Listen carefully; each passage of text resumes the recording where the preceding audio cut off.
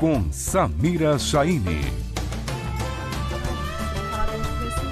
Muito boa tarde, estamos de volta Mundial e você chegando para te fazer companhia nesta tarde gostosa aqui em São Paulo, programa ao vivo. Estou recebendo ela, que é nova comunicadora aqui da Vibe Mundial. Cigana Kélida, bem-vinda! Obrigada, boa tarde, tudo bem? Boa tarde, eu tô bem, e você? Obrigada pelo convite. Eu tô ótima, graças a Deus. Eu te agradeço estar aqui hoje para a gente poder te apresentar para o ouvinte em outro horário, para que todo mundo corra para conhecer o teu trabalho, ouvir o seu programa, todos que estão aí já disponíveis no YouTube. Você fez todos ao vivo até agora, né? Sim, fiz Olá, todos, que beleza. É verdade, todos ao vivo. Não é? A Kélida, a Cigana Kélida, ela é espiritualista, taróloga, fundadora da Ordem Maria Padilha e Templo Espiritualista Feminino Universal. É apresentadora aqui na Vibe Mundial do programa Sete Sentidos, ao ar toda quinta-feira. Toda quinta-feira às 15 horas, aqui na Vibe Mundial. É isso. Todos estão convidados a participar, assistir, fazer sua pergunta. Exatamente, também, né? Você atende ouvinte, né? Sim, atendo ouvinte, ligando também, através das redes sociais, atendo todos. Muito bem, durante o programa você utiliza oráculos? Utilizo o oráculo tarô. Tarô. Isso. Oráculo tarô, mas eu descobri que ela faz também leitura na água. Vidência na água, Vidência na água. Vidência na água é uma das vidências mais antigas que tem. Eu aprendi com a minha avó, como eu estava te falando, isso, né? A vidência na água foi da minha avó materna. Ela tinha um ritual de vidência na água, que é uma coisa até um pouco sinistra, mas eu vou contar. Ela falava que a data de São João, você pega uma bacia branca e você coloca as duas mãos dentro da bacia.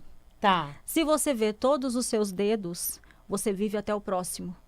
Se faltar um dedo antes do próximo, você desencarna.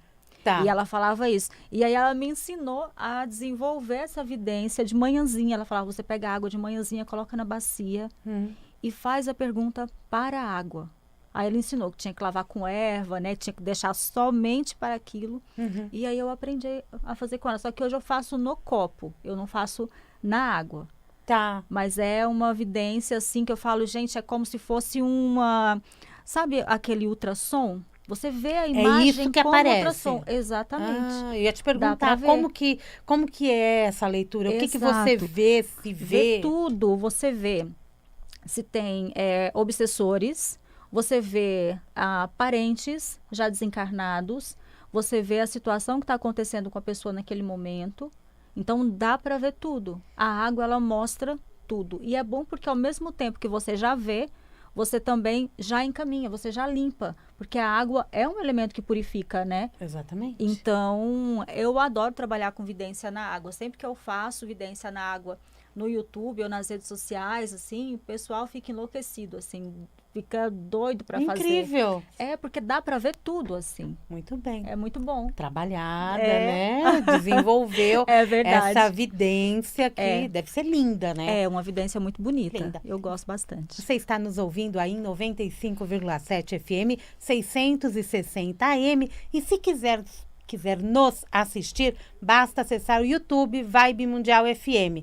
Pelo site vibemundialfm.com.br, clica no assistir ao vivo que você vai direto para o nosso YouTube. Pode mandar pergunta, eu encaminho depois para a Kelly, ela responde a todos vocês. Mas hoje o programa não é de atendimento, perguntas a respeito de curiosidades. Hoje nós vamos falar sobre energia feminina e espiritualidade. Exatamente, falar sobre essa energia que agora as mulheres estão começando a se interessar cada vez mais e também se interessando a ocupar cada vez mais o seu espaço dentro da espiritualidade, né? Porque é um lugar que deixa as mulheres mais à vontade. As mulheres, elas são mais livres nesse campo espiritualista, né? Porque eu acredito que a religião, com o passar do tempo, acabou tirando essa liberdade, principalmente de liderança feminina, né? Hoje, até mesmo em algumas religiões espiritualistas, você ainda percebe a dominância masculina né? Sempre é a mulher, o esposo, mas o esposo tem a voz mais forte dentro ali do culto, né?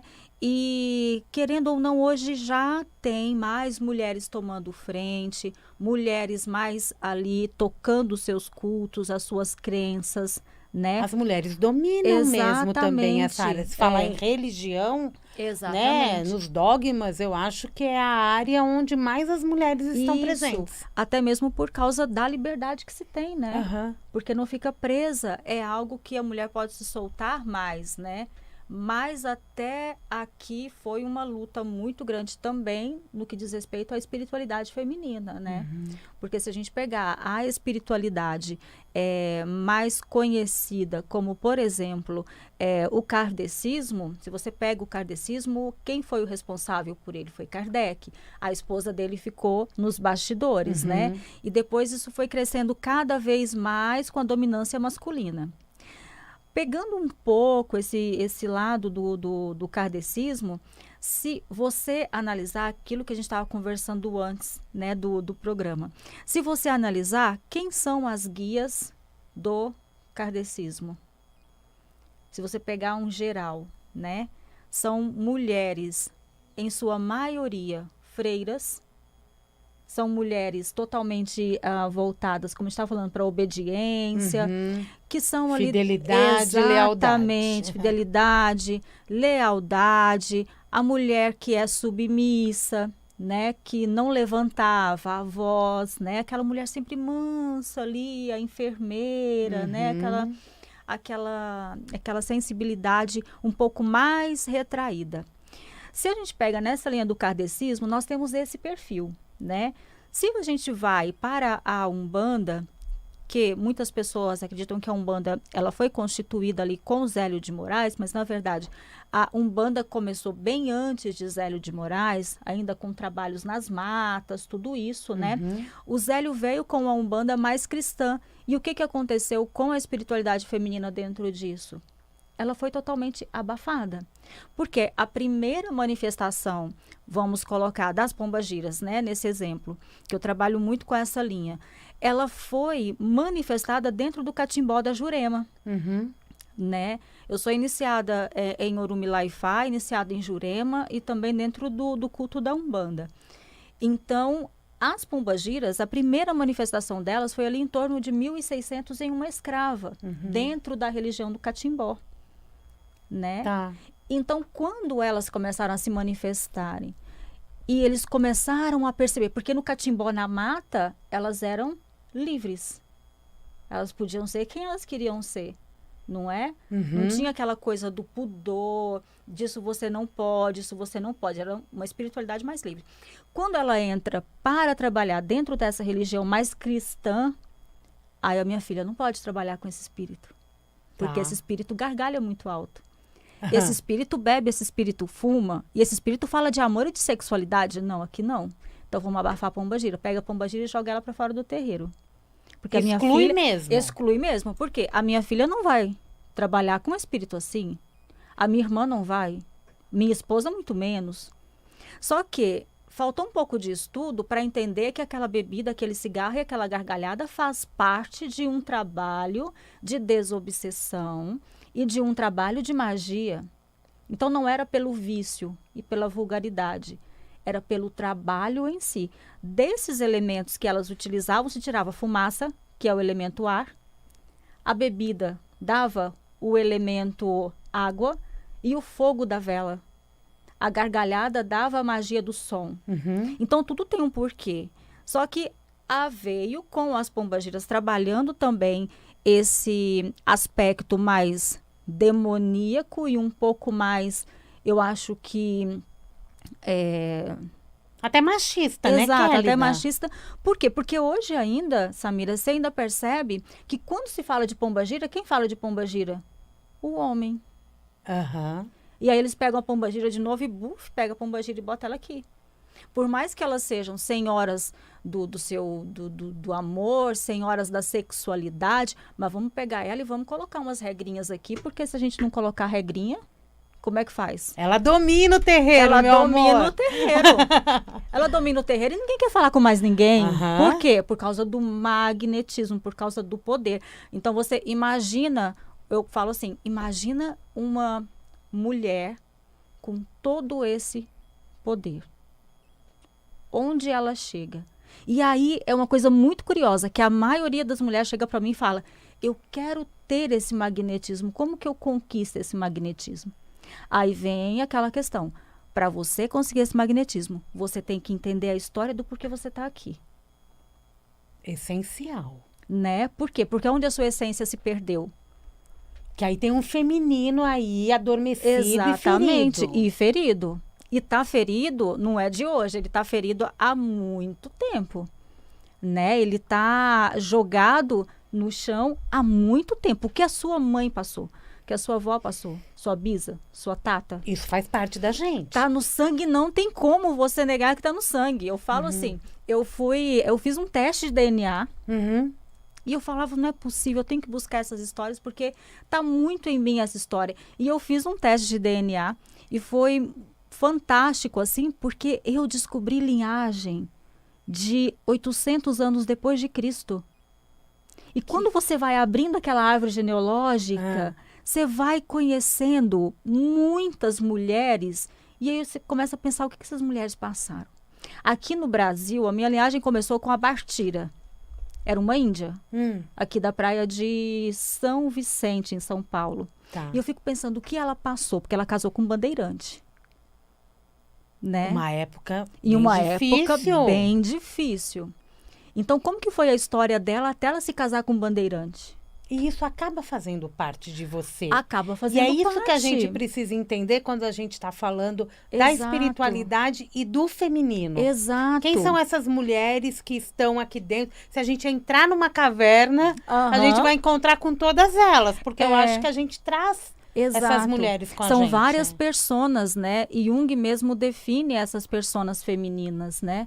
São várias. Então, você tem vários papéis, e na psicologia a gente fala muito isso, que são vários papéis, desde você interpretar o papel da mulher independente, da comunicadora, quando você sai do papel de comunicadora, você entra em um papel de mãe, em um papel de esposa, né, em um papel de empreendedora. Quantos papéis hoje a mulher ela não tem durante o dia, né? E é a mesma mulher. E é a mesma mulher.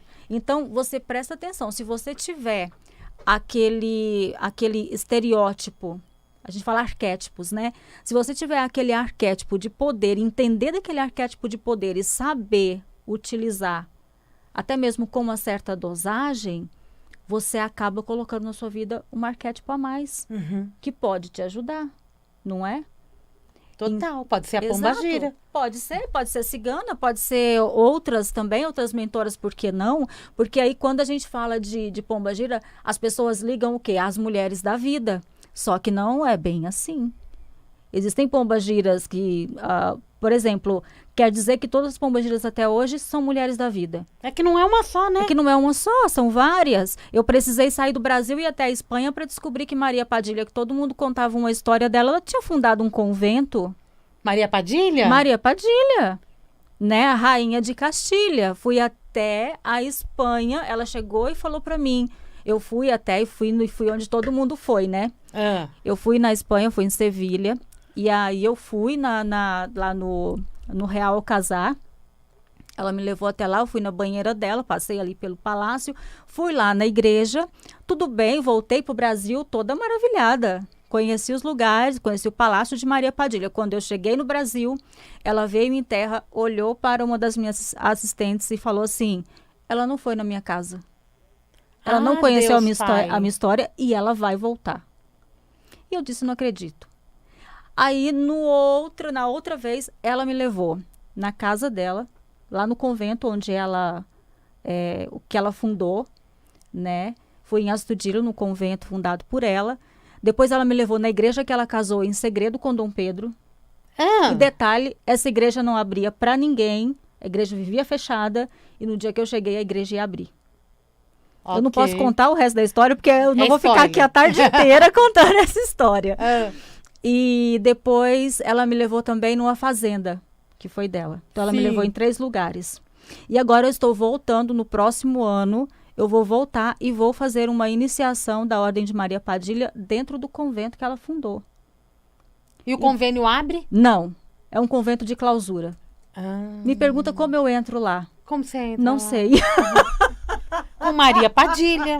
Eu não sei como É eu só entro assim. nesse convento. Mas vai ser lá. Vai ser lá. As Tá madres já decidido. liberaram, Ó tá lá. decidido. Então, eu vou levar algumas sacerdotisas aqui do Brasil para conhecer também, Elas devem né? estar Elas afoitas para querem, irem. nós vamos fazer 2 iniciações, são 2 ritos, um vai ser em Astudillo e outro vai ser lá no Real Casar. Então, vai ser nesses 2 lugares que Padilha permitiu e agilizou, né, para que tudo acontecesse.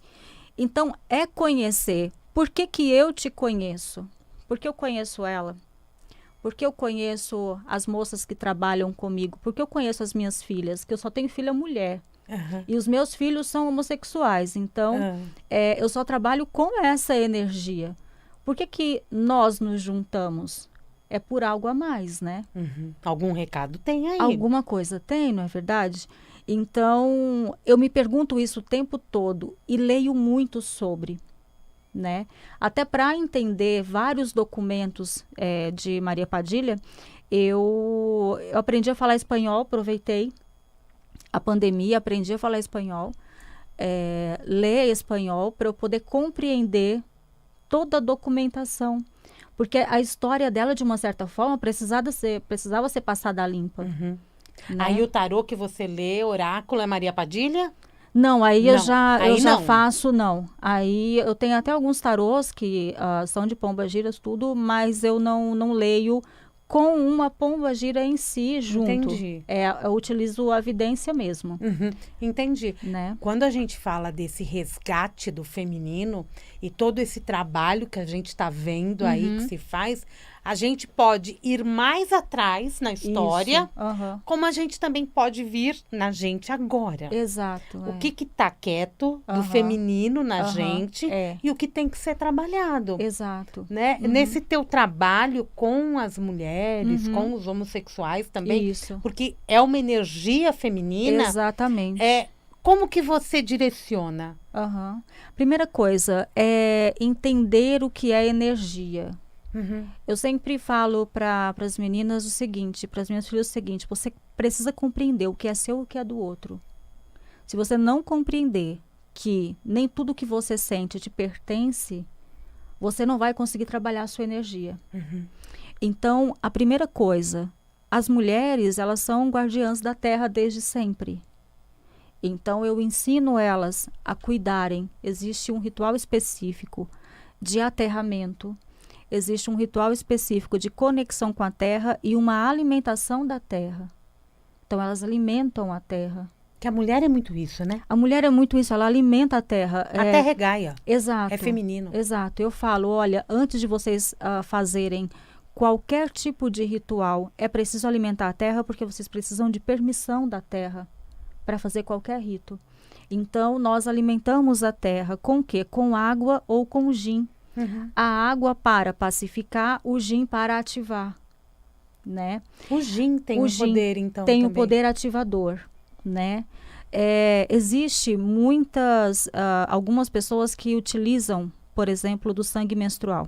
O sangue menstrual, dentro do culto que eu faço parte, ele é um sangue que não deve ser reutilizado. Tá. Então, nós não reutilizamos, né? Eu sei que existem outros cultos, porque o sangue menstrual, colocado em um ambiente sujo, ele pode mais atrair coisas sujas do que necessariamente fazer parte de um culto bonito. Por quê? Porque é muito bonito. O sangue menstrual em si, ele tem um papel muito bonito, lindo, muito importante na vida de todos nós, não é verdade? Só que a partir do momento que ele sai do corpo feminino, que ele se conecta com o ambiente externo, entende que existem várias magias negativas que são feitas com o sangue menstrual.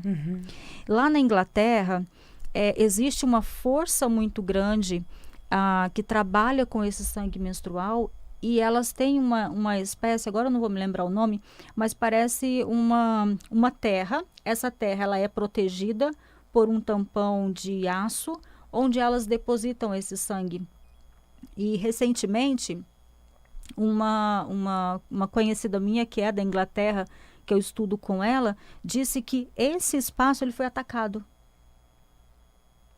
Por quê? Que Porque beleza. juntou uma energia de um elemento muito utilizado e esse lugar foi atacado. Atacado por Espiritualmente obsessores. falando.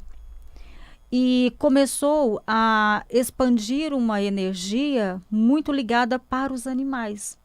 Então, todos os animais adoeceram em volta. Ah, entendi. Então, o sangue menstrual, ele tem um papel muito bonito. Tem que saber usar. Muito bonito, mas tem que saber utilizar.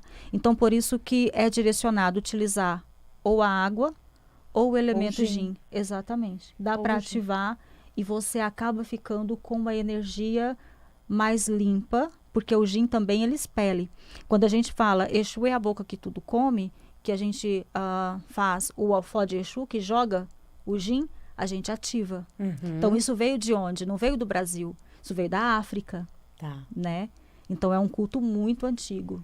Então, tudo isso é ativado com Que essa vai força. se misturando, Que vai né? se misturando, porque Isso é nós somos incrível. essa mistura, né? E aí, se misturam as raças, né? É, exatamente. Não vão se misturar os ritos, vão, né? Exatamente. E nem dá muito tempo da gente falar disso, mas falar dessa espiritualidade feminina é também falar de Maria Madalena. Exatamente. Maria Madalena E de tem um outras papel Marias, né? muito importante, de outras Marias também, né? Porque antes de Maria Madalena, existiam outras mulheres que cuidavam de outras mulheres. E muitas dessas mulheres eram inspiradas por Cleópatra, por Ísis, pelas deusas, né, gregas. E aí nós temos muitas histórias para contar. Mas Maria Madalena tem um papel fundamental, por quê?